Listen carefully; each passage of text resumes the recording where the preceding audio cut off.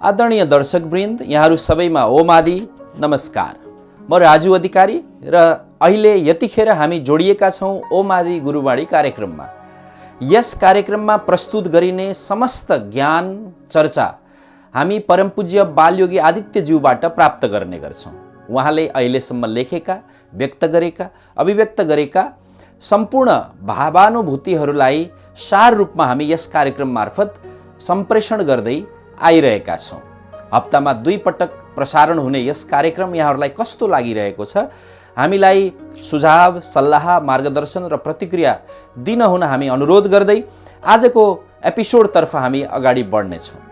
परमपूज्य बालयोगी आदित्यज्यू अहिले 12 वर्षको हुनुहुन्छ र उहाँ 4 वर्षको हुँदा असार 25 गतेका दिन ज्ञान प्रकट भएको थियो। ज्ञान प्रकट भइसकेपछि उहाँले विभिन्न अभियानहरू चलाउँदै आउनुभएको छ, आध्यात्मिक, ध्यानात्मक, साधनात्मक अभियानहरू। र यो अभियान ओम आदि फाउन्डेसनद्वारा अहिले सञ्चालित हुँदै आएको छ र ओम आदि फाउन्डेसनको कार्यालय गौरीघाट नजिकै त्रिगजुर शिवालयको प्राङ्गणमा छ। यहाँहरू सबैलाई त्रिगजुर मन्दिरको दर्शनार्थ पनि म अनुरोध गर्न चाहन्छु। आज हामी पूज्य गुरुदेवले सुरुमा ज्ञान प्रकट भएको सुरुमा प्रदान गर्नुभएका केही मिश्रित गुरुवाणीहरू यहाँहरूलाई पस्कनेछौँ। उहाँमा ज्ञान अवतरित भइसके पछाडि प्रकट भएका केही महत्त्वपूर्ण दिव्य वाणीहरू यस प्रकार छन्।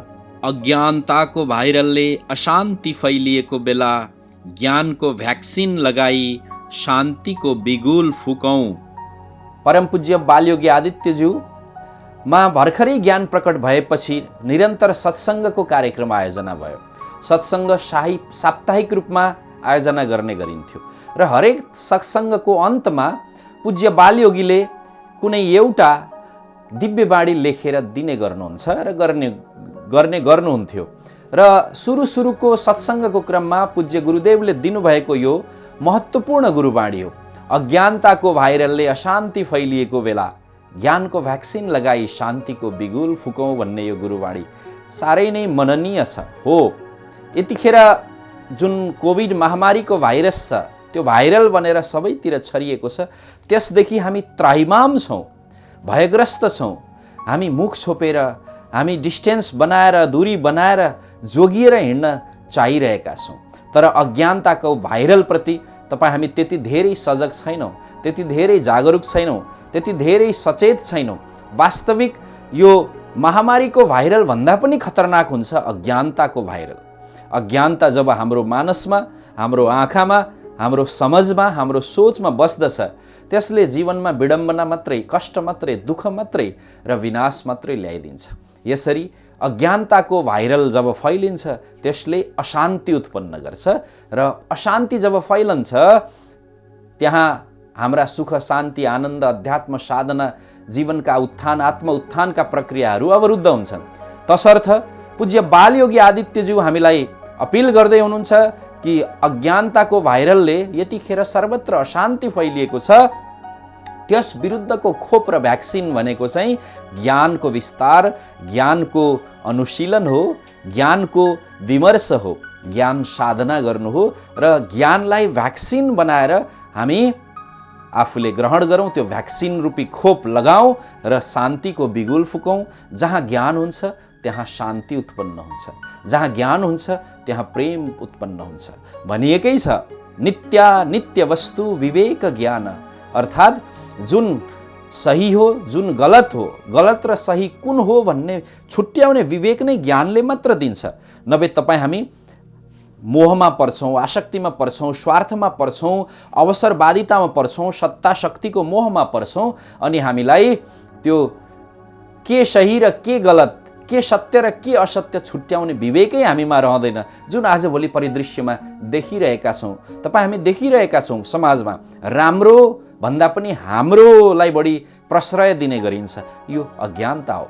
सक्षम, सुयोग्य, दक्ष व्यक्तिहरू किनारा लागिरहेका छन्। आदरणीय दर्शकवृन्द, जहाँ नातावाद हुन्छ, जहाँ कृपावाद हुन्छ, जहाँ विभिन्न प्रकारका अवसरवादिताहरू हुन्छन्, त्यहाँ अज्ञानता हुन्छ। र जहाँ बढी मनमुटाव हुन्छ, क्रोध हुन्छ, द्वेष हुन्छ, त्यहाँ अज्ञानता हुन्छ। त्यसलाई चिर्ने भनेको ज्ञान हो। र जब ज्ञान फैलिन्छ, ज्ञान जन्मन्छ, ज्ञान उत्पन्न हुन्छ, ज्ञान उद्घाटित हुन्छ, त्यहाँ शान्तिको बिगुल फुकिन्छ। यही आह्वान पूज्य बालयोगीले गर्नुभएको छ कि ज्ञानको भ्याक्सिन लगाऊ र शान्तिको बिगुल फुकौँ। पूज्य बालयोगीले सुरुमा दिनुभएका गुरुवाणीहरूमध्ये अब अर्को गुरुवाणी श्रवण गरौँ। जीवन तब अमूल्य लाग्नेछ जब तिमी अहङ्कार भुली अरूको लागि जिएको आभास गर्नेछौ। हो, जीवन तब मात्र महत्त्वपूर्ण लाग्छ, तब मात्र हामी जीवन बोध गर्छौँ। जीवन बाँच्नुको, जिन्दगी जिउनुको सार्थक अनुभूति तब हुन्छ जब हामी अरूको लागि, पराईका लागि, परसेवाका लागि, परोपकारका लागि बाँचिरहेका हुन्छौँ। होइन आफ्नै लागि, यो उदरपूर्तिका लागि, आफ्नो यो चार पर्खालभित्रको घरलाई सुखी बनाउन मात्रै बाँचिरह्यौँ भने त्यो बेला हामी जीवन सार्थक भएको महसुस गर्दैनौँ। हामी स्वार्थीमा कहलाउँछौँ, हामी परमार्थी बन्दैनौँ। त जहाँ परमार्थ हुन्छ त्यहाँ मात्रै जीवन अमूल्य हुन्छ, जहाँ स्वार्थ हुन्छ त्यहाँ जीवनको मूल्य त्यति धेरै हुँदैन। तसर्थ जीवन अमूल्य बनाउन, तपाईँ हाम्रो जीवनको अनमोलतालाई बोध गर्न, जब यो जीवन अनमोल छ यसको शक्तिलाई महसुस गर्नका लागि हामी अरूका लागि जिउनुपर्छ। र एउटा यसमा शर्त छ, यो शर्त हो अहङ्कार भुल्नुपर्ने रहेछ। आफ्नो अहङ्कार, अभिमान, घमण्डलाई भुलेर, बिर्सेर या त्यसलाई उत्सर्ग गरेर, त्यसलाई बलिदान दिएर त्यो अहङ्कारलाई हो म अरूका लागि बाँच्छु भन्ने आभास गरेपछि मात्रै हाम्रो जीवन अमूल्य हुनेछ। यही अर्थ हो यस महावाक्यको, जीवन तब अमूल्य लाग्नेछ जब तिमी अहङ्कार भुली अरूका लागि जिएको आभास गर्नेछौ। परम पूज्य बालयोगीले धेरै प्रकारका, धेरै विषयमा र जीवनसँग जोडिएका समस्त विषयमा आफ्ना उद्गारहरू दिनुभएको छ। सुरुकै क्रममा ज्ञान उद्घाटित भएपछि सुरुकै क्रममा दिनुभएका गुरुवाणीहरू आज हामी चर्चा गर्दैछौँ। अबको क्रममा यो अर्को गुरुवाणी। आधुनिकताको भिडमा संस्कार र सभ्यता भुली आफ्नो अस्मिता आफै नलुटाऊ। आदरणीय दर्शकवृन्द, आजभोलि भिड के को छ? आधुनिकताको छ। अझ भन्ने हो भने अन्ध आधुनिकताको छ। अझै भन्ने हो भने अन्ध फेसनबाजीको छ, देखावटीपनको छ, तडक भडकको छ। त यो आधुनिक, कथित आधुनिकताको नाममा, यो भिडमा, यो तछाड मछाडको स्थितिमा जब हामी हाम्रो संस्कार र सभ्यता भुल्छौँ तब हामी के हुन्छौँ? परिचयविहीन, पहिचानविहीन हुन्छौँ। हो, आधुनिकता भनेको के हो? हाम्रो पाउ धरातलमा होस्, हाम्रो उद्देश्य आकाशमा होस्। अर्थात् दृष्टिकोण आधुनिक होस् तर जीवनशैली प्राकृतिक, नैसर्गिक, वैदिक हुनुपर्छ, अनि हामी आधुनिक हुन्छौँ। होइन, एकदमै आधुनिक हुन खोज्यौँ भने हामी हाम्रो संस्कार, संस्कृति भुलेर मूलमा भुल गरिरहेका हुन्छौँ। तसर्थ त्यो बेला हाम्रो अस्मिता आफै लुटिएर जान्छ। यसर्थ पूज्य बालयोगी हामीलाई स्मरण गराउँदै हुनुहुन्छ कि आफ्नो अस्मिता लुटिनबाट बचाउनका लागि हामी यो आधुनिकताको भिडमा बाँचिरहेका छौँ। यस बखत हामीले संस्कार र सभ्यता भुल्नु हुँदैन। हाम्रो परम प्राचीन सनातन संस्कारलाई, संस्कृतिलाई र सभ्य मानवताको जुन सभ्यतालाई, शिष्टतालाई, हाम्रो शिष्टाचारलाई, हाम्रा सुसंस्कारका विभिन्न विधिविधान र मान्यताहरूलाई, जीवनशैलीलाई हामीले भुल्नु हुँदैन। यदि भुल्यौँ भने हाम्रो अस्मिता नासिन्छ, लुटिन्छ, हाम्रो परिचय हराउँछ, हामी परिचयविहीन हुन्छौँ। केवल कागजमा, परिचय पत्रमा, नागरिकता र पासपोर्टमा मात्रै परिचय भएर हुँदैन। खास परिचय संस्कृतिले निर्वहन गर्छ। खास परिचय व्यक्तिको, समाजको, मानव मात्रको परिचय दिने के हो भने उसको जीवनशैली हो, उसको व्यवहार हो, उसको दृष्टिकोण हो। त हामी हाम्रो संस्कार र सभ्यता नभुलौँ। यदि भुल्यौँ भने हाम्रो अस्मिता मेटिन्छ र यसको कारण हो आधुनिकताको भिडमा रुमल लिनु, हराउनु। तसर्थ हामी आधुनिक जमानामा बाँचे तापनि हाम्रो दृष्टिकोण वैदिक, सनातनमुखी होस्। अहिलेका साधन सुविधा प्रयोग गर्नका लागि हामी आधुनिक हुन सक्छौँ। यी अहिले मोबाइल फोन, टेलिभिजनदेखि लिएर विभिन्न सञ्चार प्रविधि हामी प्रयोग गरौँ, तर हाम्रो दृष्टिकोण, हाम्रो जीवनशैली सनातनमुखी हुनुपर्छ, वैदिक प्रधान हुनुपर्छ। र ऋषिमुनिहरूको जुन सनातन संस्कृति छ त्यसमा आधारित हुनुपर्छ, अनि मात्रै हामी अस्मितावान हुनेछौँ। यही आह्वान पूज्य बालयोगीले गर्नुभएको छ। यस्तै परमपूज्य बालयोगीले सुरुका क्रममा दिनुभएको अर्को गुरुबाणी यस प्रकार छ। जीवनमा गरिने हर कार्य कठिन परीक्षा हुन् र भोगिने हर कर्म त्यसैको प्रत्यक्ष प्रतिफल हुन्। दर्शकवृन्द, जीवनमा गरिने हर कार्य कठिन परीक्षा हुन्।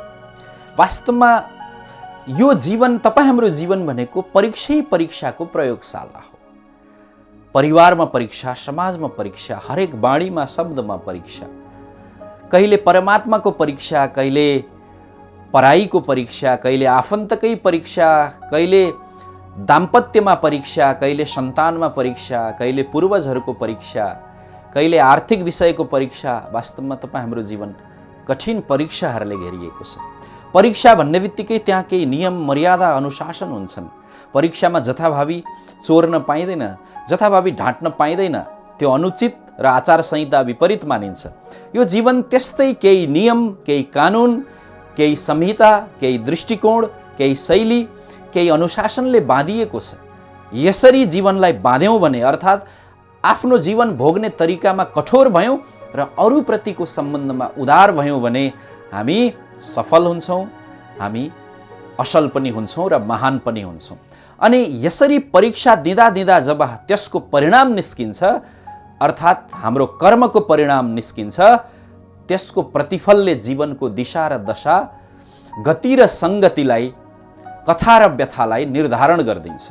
त पूज्य बालयोगी भन्दै हुनुहुन्छ, यो जीवनमा जे गर्छौँ हामी त्यो कठिन परीक्षा जस्तो हो र भोगिने हर कर्म त्यसको प्रत्यक्ष परिणाम हो। यसर्थ कर्म, हरेक कर्म परीक्षाको कसौटीबाट उतारिएर निखरिएर बाहिर आउँछ। तसर्थ हामी कर्म गर्नु अगाडि पटक पटक सोचौँ। कर्म गरिसके पछाडि त्यसको फलबाट हामी बच्न सक्दैनौँ, बच्ने कुनै उपाय छैन। साक्षात् भगवान पनि कर्मको बन्धनमा रहन्छन् भनिन्छ। गीताले त भन्छ, कर्म नगरी हामी एक क्षण पनि बाँच्न सक्दैनौँ। नहि कश्चित क्षणमपि जातु तिष्ठस्य कर्म कृत। हर क्षण, हर पल गरिरहनु पर्ने कर्म के हो? हाम्रो जीवनको परीक्षाको प्रतिफल हो। यसर्थ परीक्षा शानदार तरिकाले जित्दिने गरौँ, जीवन र जीवनशैलीलाई पनि शानदार बनाऊ, अनि त्यसको परिणाम रूपी जुन कर्म हुन्छ त्यो पनि शानदार, सुखदायी, आनन्ददायी हुन्छ। यस्तै यस्तै अर्थ बोकेको पूज्य बालयोगी आदित्यज्यूको गुरुबाणी हामीले मनन गऱ्यौँ।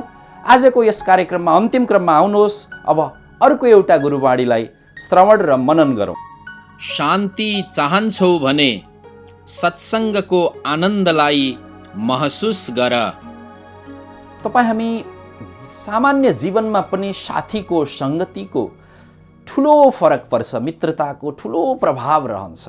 गलत मित्रताले जीवनलाई विनाशतिर लैजान्छ। गलत सङ्गतले र कुमार्गगामी सङ्गतले हामीलाई बर्बाद गरिदिन्छ। त्यस्तै असल सङ्गतले, सही सङ्गतले जीवनलाई उत्थानमा लैजान्छ। तपाईँ हामी हेरौँ, जो असल सङ्गतमा परेको छ त्यो सङ्गतिको प्रभावले ऊ पनि त्यस्तै हुन्छ। जङ्गलमा श्रीखण्डको जुन वृक्ष हुन्छ त्यसका वरिपरि हुने तितेपाती बनमाराहरू पनि सुगन्धित हुँदै जान थाल्छन्। त आदरणीय दर्शकवृन्द, यदि साँच्चै जीवनमा आनन्द महसुस गर्ने हो भने असल सङ्गतमा जानुपर्छ। त्यतिले मात्रै परमानन्द र सच्चिदानन्द, वास्तविक आनन्द महसुस गरिँदैन। आध्यात्मिक सत्सङ्गमा जानुपर्छ। भगवान, ईश्वर, खुदा, अल्लाह, बुद्धको सुमिरन, सत्सङ्ग, उनको चर्चा, नाम सङ्कीर्तनमा जानुपर्छ र ज्ञानहरूको परिचर्चा गरिरहनुपर्छ। यो नै सत्सङ्ग हो, जसले सतलाई एक क्षण पनि विस्मृत हुन नदियोस् र त्यो सङ्गतले, त्यो भेलाले, त्यो उपस्थितिले, त्यो जमघटले सत्यको मात्रै चर्चा गरोस्, सत्यका स्रोतहरूमाथि मात्रै विमर्श गरोस्। त्यो हो सत्सङ्ग। त तपाईँ हाम्रो जीवनमा वास्तविक आनन्द तब आउँछ जब हामी सत्सङ्गको आनन्दलाई महसुस गर्छौँ। त्यसैले पूज्य बालयोगी हामीलाई भन्दै हुनुहुन्छ, साँच्चै तिमी चाहन्छौ यदि जीवनमा आनन्दको अनुभूति गर्न, सत्सङ्गको शान्ति चाहन्छौ भने सत्सङ्गको अनुभूति गर। सत्सङ्गले अन्ततोगत्वा दिने के हो? शान्ति। शान्ति मात्र होइन, निरन्तर सत्सङ्गले परम शान्ति, अक्षय शान्ति दिन्छ, जुन आध्यात्मिक पथमा मात्रै सुलभ छ। आदरणीय दर्शकवृन्द, यिनै उद्गार यिनै दिव्यवाणी र परम पूज्य बालयोगीले दिनुभएका सुरुवाती समयका गुरुबाणीहरू मनन गर्दै आजको कार्यक्रमबाट हामी बिदा लिन्छौँ। यतिखेर कोभिडको बेला छ, सावधान रहौँ, सतर्क रहौँ, सजग रहौँ, आफ्नो स्वास्थ्यको रक्षा गर्न हमेसा निरन्तर तत्पर रहौँ। यिनै अनुरोधका साथ आजको कार्यक्रमबाट हामी बिदा हुन्छौँ। नमस्कार। ओम आदि। आदि पुरुष आदि तस्य देवमृत्युजं मोक्ष इष्यति परमेण समाधिना नरः संगं त्यक्त्वा भक्त्या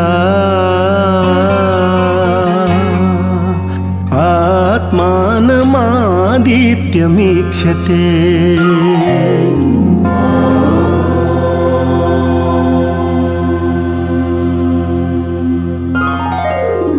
आदिपुरुष आदि तस्य देवमृत्युजं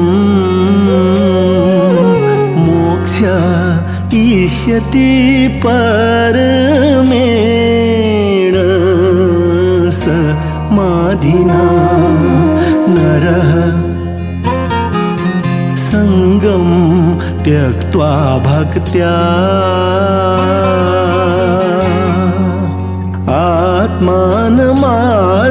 आत्मानमादित्यमीक्षते।